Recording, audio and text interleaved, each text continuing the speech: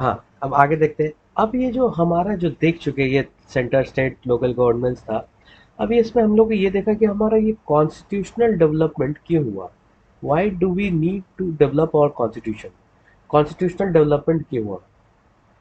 Constitutional development देखिए, constitution development करने के कारण एक फॉरेन इन्वेडर्स के ही कारण हुआ, मेनली यूरोपियंस। तो अगर यूरोपियंस की बात किया जाए तो who visited earth first. Europeans की अगर बात की जाए तो हु विजिटेड अर्थ फर्स्ट। तो सबसे पहले अगर हम ईयर के पीछे जाते हैं तो हमारा सबसे पहले एक किसी भी यूरोपियन से मुलाकात होती है 1498 में। 1498 में किसने की। तो एक पोर्टुगीज ने की। पोर्टुगीज। तो पोर्टुगीज ने Portuguese actually found the sea route to India. Found sea route to India. Sea route to India. And who is that person? You all know well, that is Vasco da Gama. Vasco da Gama. ये कहना गलत होता है कि Europeans ने या Vasco da Gama ने India की खोजी, नहीं, they found a sea route to India. ठीक। फिर अगर पोर्टुगीज की बात किया जाए तो पोर्टुगीज के बाद हम इंडिया में आया कौन से यूरोपियन कंट्रीज। डच। कौन आए। डच। डच के बाद हमारा जो अगर हम इंडियन पॉलिटी के रिस्पेक्ट में बात करें तो हम लोग मोस्ट इन्फ्लुएंस करते हैं वो करते हैं ब्रिटिशर्स। ब्रिटिशर्स। तो ये तो सबसे पहले पोर्टुगीज आए, फिर डच आए और ब्रिटिशर्स आए। तो जिसमें से 1498 में वास्को डेगामा आया। अगर ब्रिटिशर्स की बात करें, इन्हीं के कारण हमारा इंडियन पॉलिटी जनरेट हो रहा है। तो अगर ये ब्रिटिशर्स की बात किया जाए तो ब्रिटिशर्स में सबसे पहले first British to arrive India, first British to arrive India was John mister John Mildenhall. John Mildenhall. Okay. John Mildenhall. तो ये इंडिया में आया आपका John Mildenhall which year 1598। John Mildenhall in 1599 arrived at India. अगर 1599 की बात करें तो उस समय इंडिया में मुगल रूल चल रहा था। अब मुगल रूल का उस समय रूलर था Akbar. Mughal ruler was that at time India was Akbar. तो हम लोग कह सकते हैं कि अगर इंडिया में फर्स्ट ब्रिटिशर्स के अगर आगमन की बात किया जाए तो मुगल रूलर अकबर के टाइम में हुई 1599 में। फिर आगे अगर बढ़ा जाए तो हम लोग को 1599 से जस्ट 1600 में कुछ डेवलपमेंट देखने को मिलती है। तो अगर 1600 में कुछ क्या डेवलपमेंट देखने को मिलती है तो 1600 एडी में हम लोग ये डेवलपमेंट मिलती है कि जो ईस्ट इंडिया कंपनी का एस्टैब्लिशमेंट होता है इंडिया में। ईस्ट इंडिया कंपनी इस्टेब्लिश हुई, तो ईस्ट इंडिया कंपनी इस्टेब्लिश हुई। तो उस समय ब्रिटिश क्राउन कौन था। Who was that time the British crown. तो ब्रिटिश क्राउन था नहीं actually, is queen. Queen Elizabeth one. Queen Elizabeth. Queen Elizabeth one.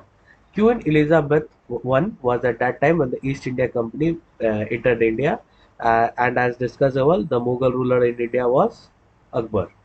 Mughal ruler was Akbar. Okay? फिर आगे देखते हैं कि क्या होता है कि 1600 के बाद 5 साल बाद, इसी के 5 साल बाद 1605 में अकबर की डेथ हो जाती है। 1605 में अकबर की डेथ हो जाती है। तो जब अकबर की डेथ हो जाती है तो उसके बाद Jahangir, Jahangir the son of Akbar, properly known as Salim, comes to the throne at the Mughal. So Mughal empire का अकबर के डेथ के बाद सलीम ने उसको टेक ओवर किया। तो अगर ब्रिटिशर्स के रिस्पेक्ट में बात किया जाए तो एक ब्रिटिशर्स था captain captain captain William Hawkins. Hawkins जो आप लोग का वो कुकड़ होता है ना, तो वो बस समझ लीजिए कैप्टन विलियम हॉकिंस। तो कैप्टन विलियम हॉकिंस ने जहांगीर से रिक्वेस्ट किया कि allow him to set up factory at Masulipatnam. कहाँ पे। मसूलीपट्टनम पे। बोला कि आप हमको फैक्ट्री सेटअप करने दें। Where is this Masulipatnam. It is at the eastern coast of Andhra Pradesh.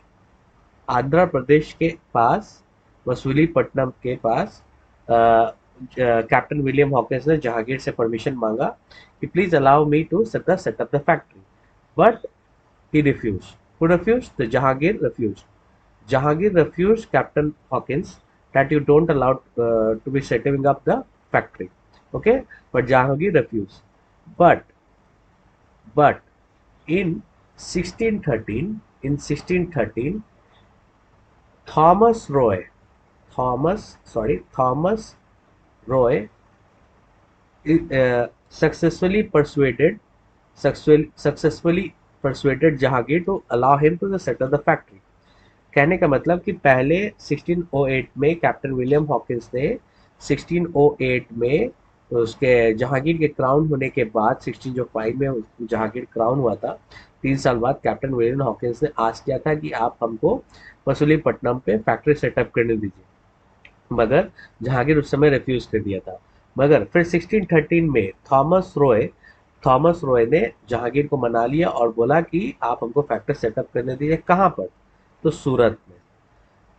So the first time the British successfully set up the factory at the Surat. तो सूरत में उन्होंने फैक्ट्री सेटअप किया और दे स्टार्ट ट्रेडिंग। तो they start trading, तो उन्होंने तीन तीन प्रेसिडेंसी डेवलप की।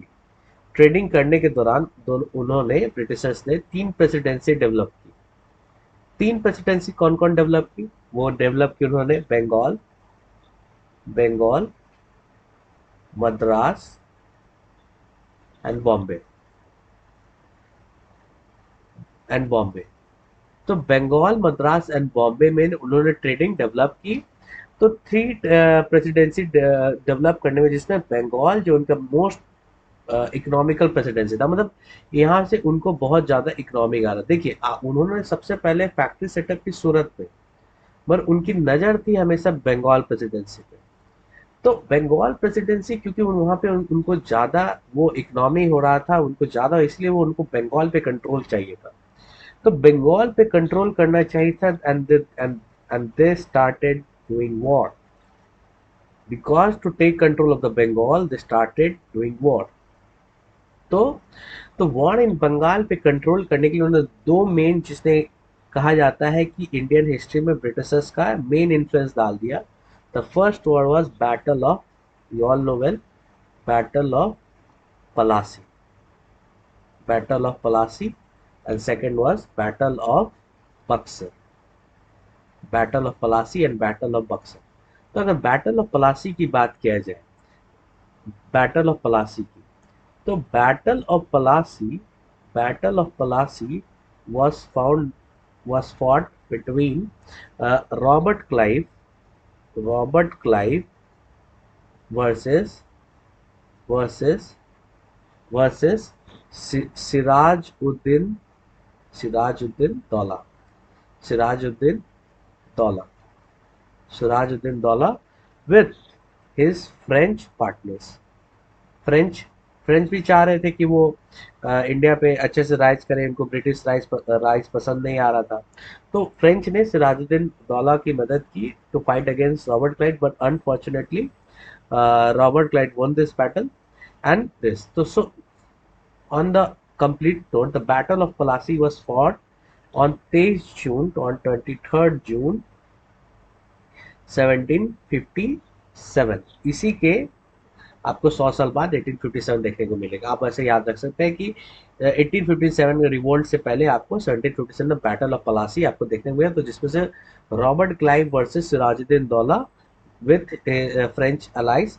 अगर ये सिराजुद्दीन दौला की बात किया जाए तो he was the Nawab of Bengal, he was Nawab of Bengal, okay. And the next battle, which is the decisive battle of the British control over India, is Battle of Buxar, Battle of Buxar, Battle of Buxar। ये battle of Buxar लड़ा गया था 1764 में।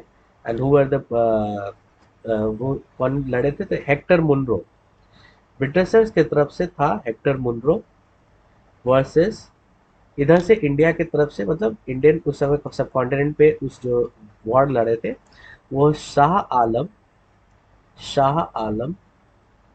Second, Mir Qasim and फिर Sirajuddin Daula again. तो Shah Alam was from the Mughal side he was from the Mughal side. Mir Qasim was from governor of Bengal. Actually Bengal के ऊपर ये उस समय रूल कर रहे थे। असदुद्दौला से वो अवध को रिप्रेजेंट कर रहे थे, अवध से। सो So Shah Alam to Mir Qasim and Sirajuddaulah fight between Hector Munro. Again Hector Munro won this battle. First देखिए पहला हमारा जो बैटल ऑफ प्लासी था रॉबर्ट क्लाइव और सिराजुद्दौला के और फ्रेंच अलाइज के बीच में हुआ था और रॉबर्ट क्लाइव ने जीत गया। और सेकंड बैटल हुआ था बैटल ऑफ बक्सर 1764 में, जो हेक्टर मुनरो और versus Shah Alam two Mir Kasim of the Bengal and Sirajuddaula के बीच में हुआ था। तो who was the Hector Munro actually? Hector Munro was a British army chief.